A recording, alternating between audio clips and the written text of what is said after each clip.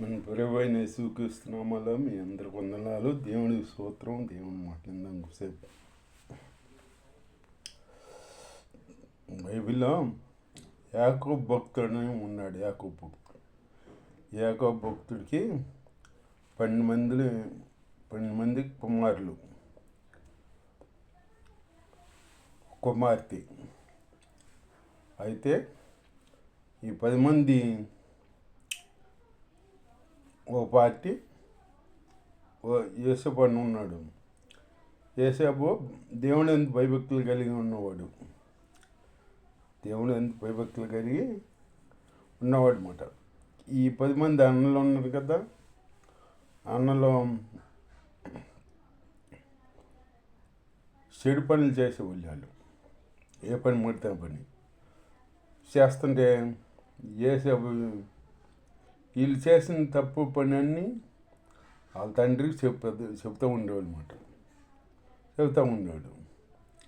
అది కాకుండా యేసేపు కళ్ళకనేవాడు.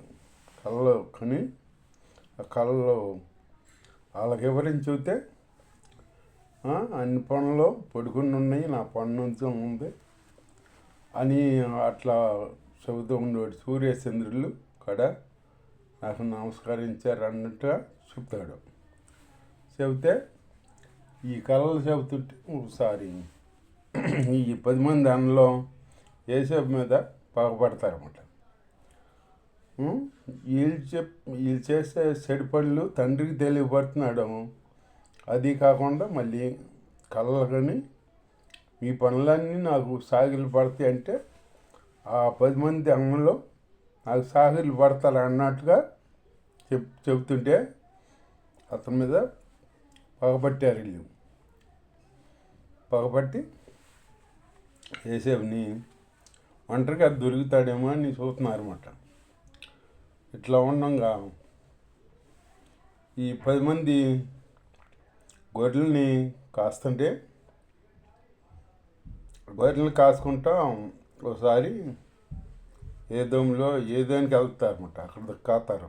యాకోబు యేసేపుని పిలిచి అంటాడు, దేవుడి స్తోత్రం, నీ అన్నలో గొర్రెలు కాస్తాకి వెళ్ళారు, 3 రోజులు అయింది, ఇంకా రాలేదు, ఆహారం తిన్నారో లేదో అని ఆహారం పట్టుకెళ్ళమని ఇస్తాడనమాట. ఇస్తే యేసేపు వస్తాడు కదా, తండ్రి మాట విన్నాడు, చల్లి వెళ్తా అన్నాడు. అక్కడికి వెళితే అన్నలో యేసేపు మీద కోపంగా ఉన్నారు కలిసి యేసేపుకి. అయినా కానీ తండ్రి మాట విన్నాడు. తండ్రి మాట జవదాట్ల. అలాగే తండ్రి మాట వినే వాళ్ళగా మనం ఉండాలి. తండ్రి మాట విని అన్నల దగ్గరికి వెళ్తాకి సిద్ధపడ్డాడు. వాళ్ళేంటి, యేసేపు ఒంటరిగా దొరికితే యేసేపుని చంపేదామని చూస్తున్నారు. అసలు అంత కోపం ఉంది. సహోదరుల మీద ప్రేమ ఉండాలి కానీ కోపం ఉండకూడదు. ప్రేమ చూపించే బిడ్డలుగా ఉండాలి. దేవుడి బిడ్డలు అయిన వాళ్ళు ప్రేమ చూపించాలి. అలాగే మన కయ్యాను ఏబేలు కాడ అట్లాగే జీవించి దేవుడికి అర్పణ పట్టుకెళ్ళినప్పుడు ఈ ఏబేల అర్పణ దేవుడు అంగీకరించాడని కయ్యాను ఏం చేశాడు, పగపెట్టుకుని మా తమ్ముడి అర్పణ దేవుడు అంగీకరిస్తాడా, నాలుగు అర్పణ అంగీకరించడా అని చెప్పేసి ఏబేల్ని ఒకసారి పొలంలో ఉండగా మీద పడి చంపేస్తాడు. చంపేస్తే అప్పుడు ఏబేలు రక్తం భూమిలోకి వెళ్ళి మరపెడుద్దామంట, దేవుడికి మరపెడుద్దామంట. అప్పుడు దేవుడు కయ్యను నీ తమ్ముడు ఎక్కడా అని అడుగుతాడనమాట. అడిగితే ఏం చెప్పాలి, పోనీ ఏమవుతుంది ప్రభువా, మా తమ్ముడు ఎక్కడున్నాడో నాకు తెలీదు అని చెప్పాలి కదా.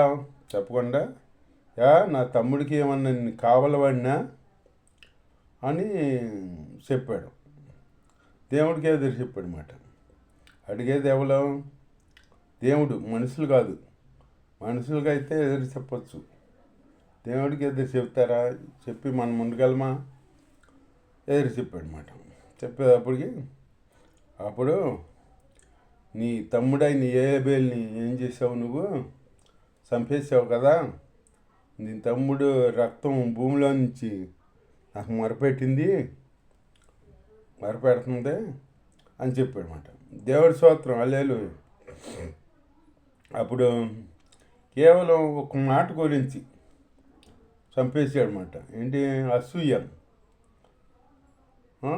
ఏబేలు అర్పణ అంగీకరించాడు దేవుడిని, కయ్యన అర్పణ అంగీకరించలేదని ఒక మాట గురించి ఆ ఏబేల్ని చంపేశాడనమాట. నా అర్పణ అంగీకరించకపోయినా నా తమ్ముడి అర్పణ అంగీకరించాడు దేవుడు అని సంతోషించాలి కదా, సంతోషించడం. అన్నదమ్ములే కదా, అన్నదమ్ములకి పడకుండా అట్లా చేసేటప్పటికి కయ్యని దేవుడు శపించేసాడనమాట. దేశ దిమ్మరవైపోతావు నువ్వు, దేశ దిమ్మరవైపోతావు అని శపించేశాడు. నిన్నెవరు పట్టించుకోరు, నీతో ఎవరు మాట్లాడరు, నువ్వు దేశ దిమ్మరవైపోతావు అని చెప్పించాడనమాట. ఓ ముద్ర కాడ వేసాడు కయ్యనికి, ఒక ముద్ర వేసి పంపించాడనమాట. దేవుడి స్తోత్రం. అలాగే మనం దేవునికి వ్యతిరేకంగా చేస్తూ సహోదరుని ప్రేమించకుండా ఉంటే ఇలాంటి శక్తులే పొందుకుంటాం. దేవుడు చెబుతున్నాడు, సహోదరి ప్రేమ కలిగి ఉండమంటున్నాడు. సహోదరి ప్రేమ కలిగి ఉండాలి.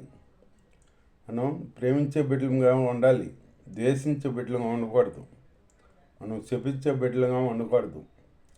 చెప్పించేది ఎవరో లోకస్తులు, మనం చెప్పించకూడదు. మనం దీవించాలి, యేసునామములో దీవించాలి. దీవించే బిడ్డలుగా మనం ఉండాలన్నమాట. దీవిస్తాకి మనల్ని ఆశీర్వాదంగా ఉంటాకే పిలిచాడు కానీ దేవుడు మనల్ని ఇట్లాగా పాపముకి శపించే బిడ్డలుగా, పాపంలో జీవించే బిడ్డలుగా ఉంటే పిల్లవల ప్రేమ కలిగి ఉండాలన్నమాట. అట్లాగే ఇక్కడ యేసేపుని అన్నలందరూ యేసేపు అన్నల మంచి కోరి వాళ్ళకి అన్నం పట్టుకెళ్తున్నాడు. పట్టుకెళ్తుంటే దూతాన్ని వెళ్ళాడనమాట. అక్కడ మేపుతున్నారని వెళ్తే అక్కడ లేరు.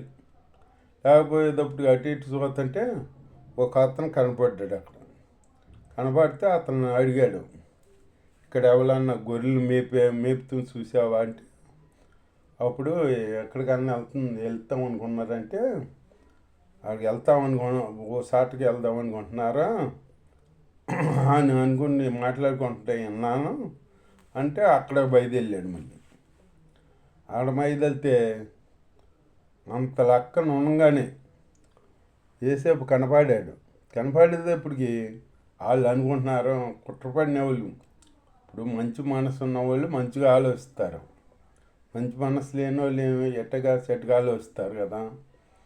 అగురు కళ్ళ కన్నీవాడు వస్తున్నారు, వాడిని ఇక్కడికి రాగానే పట్టుకుని గోతిలో వేసి చంపేద్దాం, వాడి కళ్ళు ఏమవి తీసుకోదాం అని అనుకుంటున్నారు అనమాట.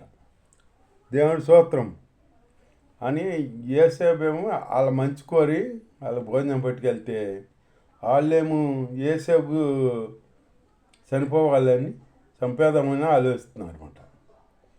అదే మరి మంచివాడికి చెడ్డవాడికి తేడా. వాళ్ళ హృదయం ఆ చెడుతో నిండిపోయి ఉంటుంది, మంచి పనులు చేసే అవకాశం ఉండదు వాళ్ళకి. ఉండకుండా అటు చేస్తారనమాట. అప్పుడు యేసేపు రాగానే వెళ్ళంగానే యేసేపుని పట్టుకుని ఆ గోతిలో వేసేసారు. గోతిలో వేసితే ఆ యేసేపుడు అంటాడు, నేనేం చేశానో, నన్ను కొడతారు ఎందుకు, నన్ను గోతిలో వేస్తారు ఎందుకు అని అంటుంటే ఏం చెప్పకుండా గోతిలో వేసేసారు అనమాట. చంపేతాకి సిద్ధమయ్యారు. వాళ్ళలో ఒక అన్న ఉన్నాడు, ఎవరో ఉంటారుగా వాళ్ళలో. దేవుడి స్తోత్రం. అందరు చెడ్డోళ్ళు ఉండరు కదా, వాళ్ళలో ఒక అతను ఉన్నాడు.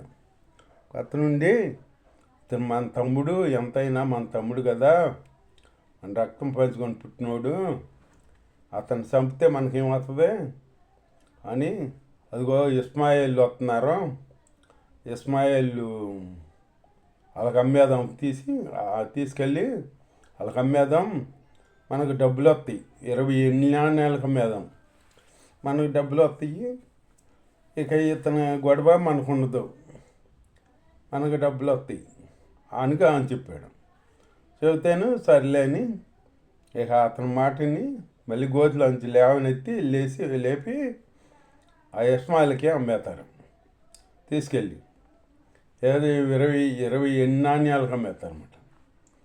దేవుడి స్తోత్రం, హల్లెలూయా. అమ్మేస్తారన్నమాట. అమ్మేసేటప్పటికి ఆ ఇస్మాయిల్ తీసుకెళ్ళి యోసేపుని పోతీఫరుకి అమ్మేస్తారన్నమాట. పోతీఫరుకి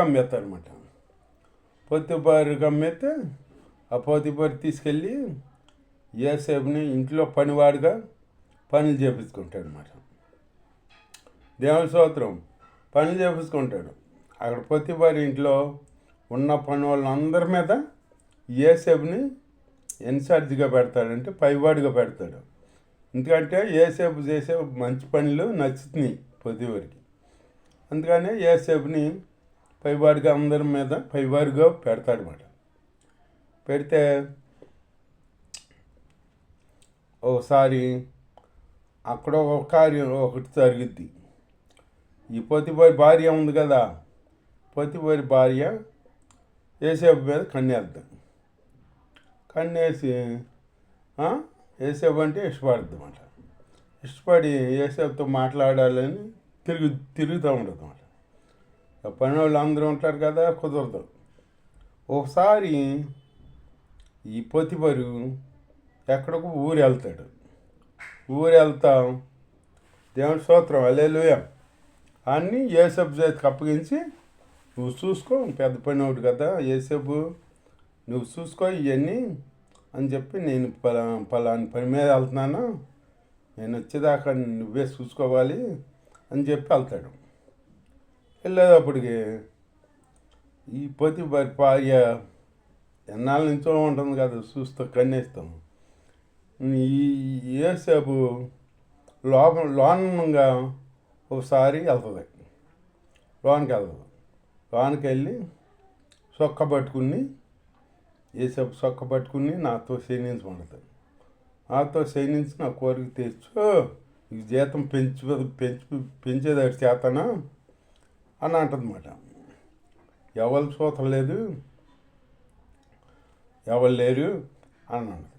అంటే అప్పుడు యోసేపు అంటాడు, దేవుని స్తోత్రం, ఎవరు లేరని నువ్వు అనుకుంటున్నావు, పైన దేవుడు చూస్తున్నాడు, నా దేవుడు ఎదుట నేను ఇంత పాపం ఎలా చేస్తాను అని చెప్పి ఆ పోతీఫరు భార్య చేతిలో నుంచి ఇడిపించుకొని వెళ్ళిపోతాడనమాట. ఇడిపించుకొని వెళ్ళిపోయాడంటే యోసేపు అప్పుడు మంచి వయసులో ఉన్నవాడు, 19-20 సంవత్సరాలు ఉంటాయి. మరి అట్లాంటప్పుడు మన వాళ్ళు అయితే ఏం చేస్తారు, అవకాశం కుదిరిందిగా అనుకుంటారు. యోసేపు అట్లా అనుకోలే, ఇది దేవుడి దృష్టికి ఘోరమైన పాపం, ఇంత పాపం నేను చేయను అని చెప్పేసి ఆ పోతీఫరు భార్య సొక్క ఇచ్చుకుంది కదా, ఆ సొక్క ఆవిడ చేతిలో వదిలిపెట్టేసి విడిచిపెట్టి పారిపోయాడు అన్నమాట. పారిపోయేటప్పటికి వీళ్ళు ఏం చేస్తారు, ఆడవాళ్ళు ఏం చేస్తారు, రోడ్లు రాలుగా పొద్దున ఉంటుంది కదా వాళ్ళకి, ఆ భర్త వచ్చింది కాక ఆ సొక్క దగ్గరే అట్టు పెట్టుకుని, నువ్వు ఎబ్రీని పనోడుగా పెట్టావు, అతను నన్ను అవమానించాడు, నాతో శయనించమని నా ఎగురు వచ్చాడు, ఇదిగో కావాలంటే చూడు సొక్క అని సొక్క చూపెట్టింది. చూపెట్టేటప్పటికి ఎంతైనా భార్య కదా, ఎంత నమ్మకంగా ఉన్న దాసుడైనా కానీ యోసేపుని ఒక్క మాటకాడ అడగకుండా యోసేపుని చెరసాల్లో వేసి ఉన్నాడు. చెరసాల్లో వేయించేసాడు. చెరసాల్లో వేయించేసేటప్పటికి అప్పుడు అట్లాగే ఇప్పుడు భార్య చెప్పిన మాట వింటారు కానీ ఎవరు చెప్పిన మాట వింటారా? దేవుని స్తోత్రం. అలాగే మనం ఎవరి మాటలు వినకుండా పాపం చేయకుండా దేవుని బిడ్డలం కనుక ప్రేమ కలిగి సమాధానం కలిగి ఉందాం. దేవుడి వాక్యం దీవించగా. ఆమె